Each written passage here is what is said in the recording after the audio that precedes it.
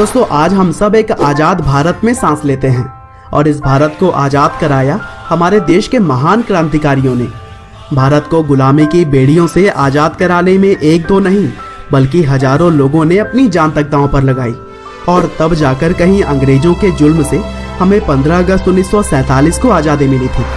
हालांकि दोस्तों एक समय हर भारतीयों के मन में अंग्रेजों से स्वतंत्रता पाने की चाह तो थी, लेकिन उस समय कोई भी खुलकर अंग्रेजों के तानाशाही का विरोध नहीं कर पा रहा था। और ऐसे में भारत की आज़ादी के लिए आवाज उठाने का काम किया भारत के स्वतंत्रता संग्राम के पहले योद्धा कहे जाने वाले मंगल पांडे ने, जो कि पहले तो ईस्ट इंडिया कंपनी की बंगाल नेटिव इन्फेंट्री में एक सिपाही थे, लेकिन बाद में वही उस समय के सबसे महान क्रांतिकारी बनने में कामयाब रहे। तो दोस्तों आज की इस वीडियो में हम जानेंगे मंगल पांडे की पूरी लाइफ स्टोरी, साथ ही साथ अंग्रेजों से जंग की वह कहानी जिसने उन्हें एक सच्चे देशभक्तों की गिनती में ला खड़ा किया। तो दोस्तों इस कहानी की शुरुआत होती है 19 जुलाई 1827 से, जब बलिया जिले के नगवा नाम के गांव में मंगल पांडे का जन्म हुआ। उनके पिता का नाम दिवाकर पांडे और मां का अभय रानी था। और कहते हैं कि मंगल पांडे बचपन से ही शारीरिक तौर पर काफी हट्टे कट्टे थे और इसीलिए ईस्ट इंडिया कंपनी के सेना के एक अधिकारी ने उन्हें सेना में भर्ती होने की सलाह दी। और फिर 1849 में जब वह करीब 22 साल के थे तब ईस्ट इंडिया कंपनी की बंगाल सेना के साथ वे तैनात हो गए। हालांकि दोस्तों नौकरी पाने के कुछ सालों के बाद से भारतीय लोगों के अंदर अंग्रेजी हुकूमतों की बेकार नीतियों और भारतीय लोगों के साथ किए जा रहे भेदभाव के चलते अंग्रेजों के प्रति नफरत काफी बढ़ चुकी थी और एक समय भारत अंग्रेजों के अन्याय से पूरी तरह से जूझ रहा था।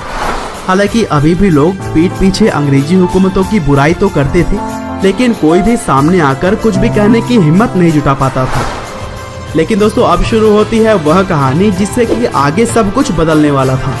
यह साल चल रहा था 1857 का, जब अंग्रेजी हुकूमत की सेना की बंगाल यूनिट ने राइफल के अंदर नई तरह के कारतूसों का इस्तेमाल शुरू हुआ। और यह कारतूसें कुछ इस प्रकार की थी कि इसे बंदूक में डालने से पहले अपने दांतों से इसे खोलना पड़ता था। लेकिन जब थोड़े दिनों के बाद से भारतीय सैनिकों को यह पता लगा कि जिन कारतूसों को मुंह से खोलकर वह बंदूक में डालते थे, उन कारतूसों को बनाने में गाय और सुअर की चर्बी का इस्तेमाल किया जा रहा था। और यह बात जब भारतीय सैनिकों को पता चली तब वे आग बबूला हो गए, क्योंकि अंग्रेज भारतीयों के धर्म को भ्रष्ट करवाने वाले काम करवा रहे थे। और उस समय भारत के हिंदू और मुस्लिम धर्म के लोग इस बात के विरोध में आ गए और उस समय अंग्रेजों की सेना में काम कर रहे भारतीय जवानों ने नए कारतूस का इस्तेमाल करने से साफ साफ मना कर दिया।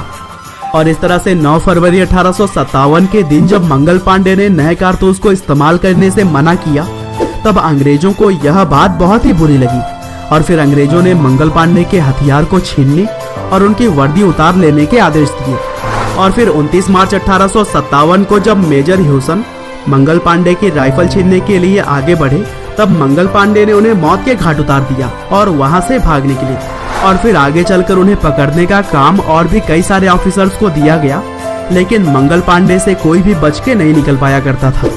हालांकि मंगल पांडे को यह पता था कि वह अंग्रेजों से ज्यादा दिनों तक भाग नहीं सकते और इसीलिए उन्होंने खुद को गोली मार ली ताकि वह किसी अंग्रेज के हाथों ना मारे जाएं। लेकिन दुर्भाग्य से गोली लगने के बाद भी वह बच गए और घायल अवस्था में ही अंग्रेजों के द्वारा गिरफ्तार कर लिए गए। और इस तरह से मंगल पांडे अंग्रेजों के विरुद्ध आवाज उठाकर गिरफ्तार होने वाले पहले स्वतंत्रता संग्राम सेनानी बने। और फिर गिरफ्तारी के महज एक हफ्ते बाद 6 अप्रैल 1857 को कोर्ट में उनकी पेशी हुई, जहां पर उन्हें 12 दिनों के बाद यानी कि 18 अप्रैल 1857 को फांसी की सजा सुनाई गई। लेकिन अंग्रेजी हुकूमत उनके समर्थन में उठ रही आवाजों से काफी डर चुकी थी और इसीलिए मंगल पांडे को 10 दिन पहले ही यानी कि 8 अप्रैल 1857 को फांसी दे दी गई। हालांकि दोस्तों भले ही मंगल पांडे ने देश के लिए अपनी जान न्यौछावर कर दी थी, लेकिन इस फांसी के बाद से पूरे उत्तर भारत में बगावत की आवाज उठने लगी, जो कि जल्द ही पूरे देश में फैल गई। और मंगल पांडे से उठी आजादी की चिंगारी ने एक ऐसा रूप लिया जिससे कि 15 अगस्त 1947 को हमारा देश आजाद हो सका। तो दोस्तों एक बार फिर से हम सलाम करते हैं उन देशभक्तों को जिन्होंने देश की आजादी के लिए अपना सब कुछ न्यौछावर कर दिया। उम्मीद करते हैं कि मंगल पांडे की यह कहानी आपको जरूर पसंद आई होगी। आपका बहुमूल्य समय देने के लिए बहुत बहुत धन्यवाद।